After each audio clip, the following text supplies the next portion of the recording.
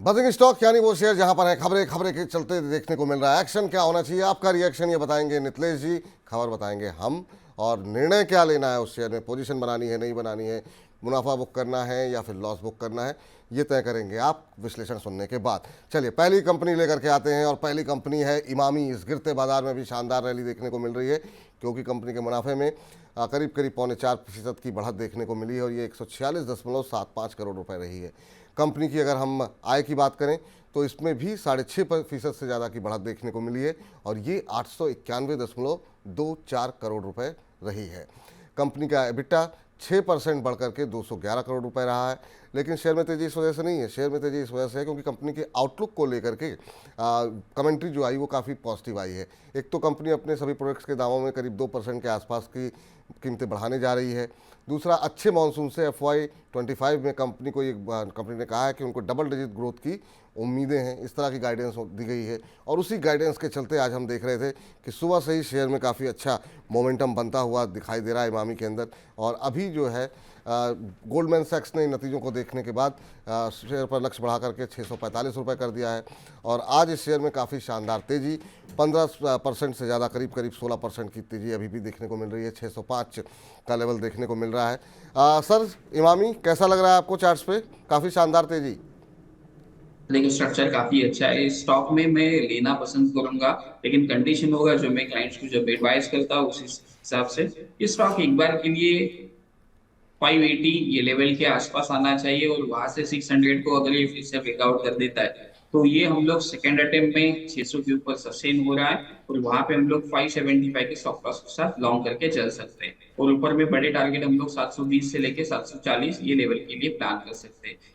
हमेशा एक चीज का ध्यान रखिए, क्योंकि पिछला स्विंग हाई जब भी ब्रेक होता है मोमेंटम के साथ तो लोग कूद कूद के लेते हैं, लेकिन यहाँ पे क्या होता है, फेक आउट होता है और स्टॉक वही से क्या होता है, गिरना चालू हो जाता है। तो इस हिसाब से हमें क्या करना चाहिए, प्लान करना चाहिए। ठीक, चलिए तो ये बात रही इमामी को लेकर के। अब बात कर लेते हैं KNR कंस्ट्रक्शन की। KNR कंस्ट्रक्शन पे अगर हम नज़र डालें खबर पे कि क्या कुछ खबरें निकल करके आई हैं, यहाँ पर भी नतीजे ही हैं और नतीजे काफ़ी अच्छे रहे। कंपनी का मुनाफा करीब करीब 140% बढ़ गया है और ये बढ़ करके रहा है 353.30 करोड़ रुपए। कंपनी की अगर एक बार आय भी देख लेते हैं, आय में जो है हम देख रहे हैं 13.5% की बढ़त देखने को मिली है और ये 1414 करोड़ रुपए रही है। वहीं कंपनी की अगर हम बाकी नतीजों पर नजर डालें तो पूरे साल भर के मुनाफे पे तब भी यहाँ पर करीब करीब 70% का मुनाफा परसेंट की बढ़त देखने को मिली है और ये 777.40 करोड़ रुपए रही है। तो नतीजे काफ़ी शानदार रहे हैं और इसी के चलते जब हमने खबर बनाई थी करीब 6% के आसपास की तेज़ी देखने को मिल रही थी, लेकिन अब करीब करीब 10% की तेज़ी KNR कंस्ट्रक्शन में देखने को मिल रही है। 306 307 का स्तर यहाँ पर देखने को मिल रहा है। सर, यहाँ पर भी पॉजिटिव रिजल्ट, उम्मीद से बेहतर नतीजे और करीब करीब अब 10% ऊपर KNR कंस्ट्रक्शन का शेयर। आपके चार्ट्स क्या कह रहे हैं? सर, आप म्यूट हो गए नितलेश जी।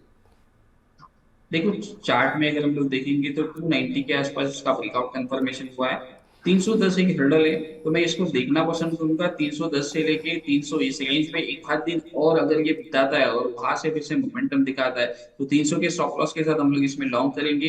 340 हमारा पहला टारगेट होगा और दूसरा टारगेट हम लोग जो रेंज बनेगा 40 पॉइंट का, उसको रेंज को हम लोग ऐड करके 380 का हम लोग क्या करेंगे, टारगेट को प्लान करेंगे। थोड़ा सा एक दिन में वेट करना चाहूंगा। कभी कभार कैसे होता है कि रिजल्ट के दिन स्टॉक गर्माहट दिखाता है, नेक्स्ट डे थोड़ा सा फॉलो बाइंग नहीं आता है तो वही से स्टॉक मोमेंटम स्लो हो जाता है। जी। तो स्ट्रक्चर काफी अच्छा है KNR का। अगर लेना है इमामी और KNR में तो मैं KNR के साथ जाना पसंद। ठीक, चलिए तो ये राय है यहाँ पर KNR में, अभी भी KNR के साथ जा सकते हैं। ये राय नितलेश जी की निकल करके आती हुई। जरा अगली कंपनी स्क्रीन पर लेकर के आइए और देखते हैं वहाँ पर क्या कुछ खबरें हैं। बाटा बाटा कंपनी का मुनाफा गिरा है और ये गिर करके 3% गिर करके 63.64 करोड़ रुपए रहा है।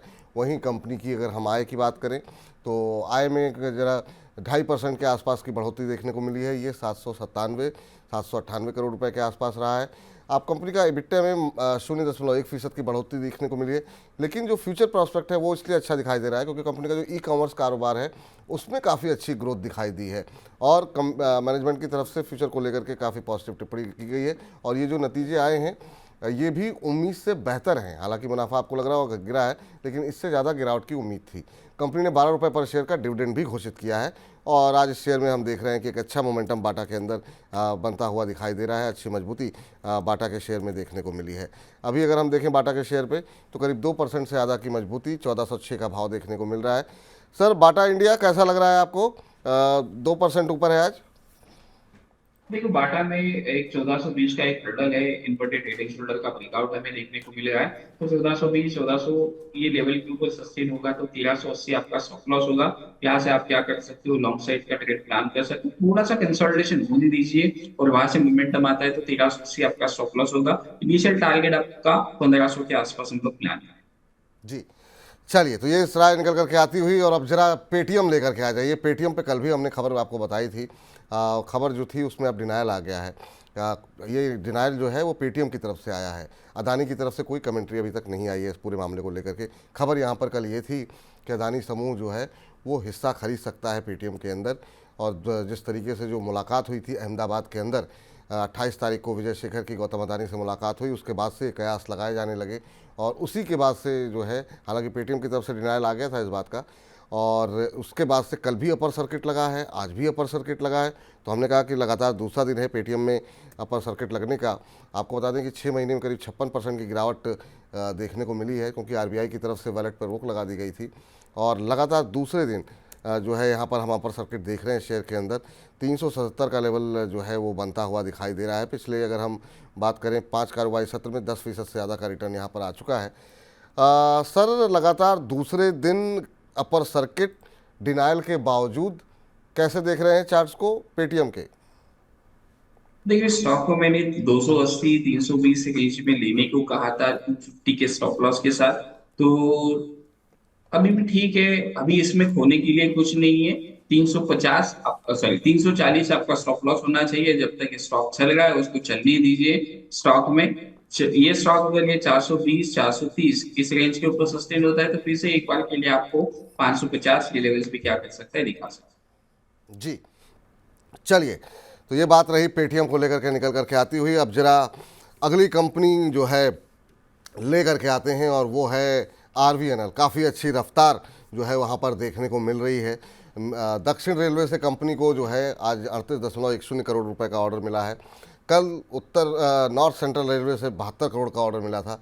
लगातार कंपनी की ऑर्डर बुक बढ़ती हुई दिखाई दे रही है। नतीजे काफ़ी अच्छे रहे थे और ये ऑर्डर को कंपनी को 455 दिन में पूरा करना होगा। कंपनी की फरवरी 2024 तक कंपनी के पास जो है 65,000 करोड़ रुपए की ऑर्डर बुक है। तो ये जो पॉजिटिव चीज़ें हैं उसके चलते हम देख रहे हैं काफ़ी शानदार रैली देखने को मिली है। एक महीने के अंदर 32%, 6 महीने में 132%, एक साल में 232 नहीं पर 232 के आसपास ही पहुंच गया। तो सिमेट्री देखिए आप, 32, 132, 232। तो ये हर एक महीने, 6 महीने, साल भर में शानदार रिटर्न रहे हैं। सर, आरवीएनएल कहाँ तक जाता हुआ दिखाई दे रहा है और जिन लोग फ्रेश एंट्री करना चाह रहे हैं उनके लिए क्या आज की जो गिरावट है, हालांकि अब गिरावट नहीं रही, रिकवरी आ गई आरवीएनएल के अंदर भी, अब 0.25% के आसपास की मजबूती देखने को मिल रही है। कहाँ एंट्री करनी चाहिए सर आरवीएनएल को लेकर के, और जिनके पास पहले से है उन्हें कहाँ पर प्रॉफिट बुक करना चाहिए?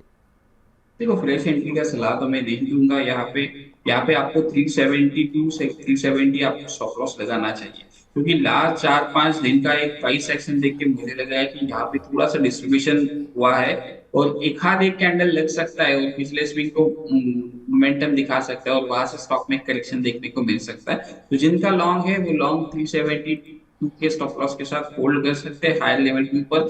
जैसे जैसे स्टॉक ऊपर जाएगा प्रॉफिट बुकिंग की राय होगी। स्टॉक में फ्रेश अगर कुछ लॉन्ग करना होगा तो यहाँ से एक इंपॉर्टेंट सपोर्ट एरिया है 300 से लेके 280।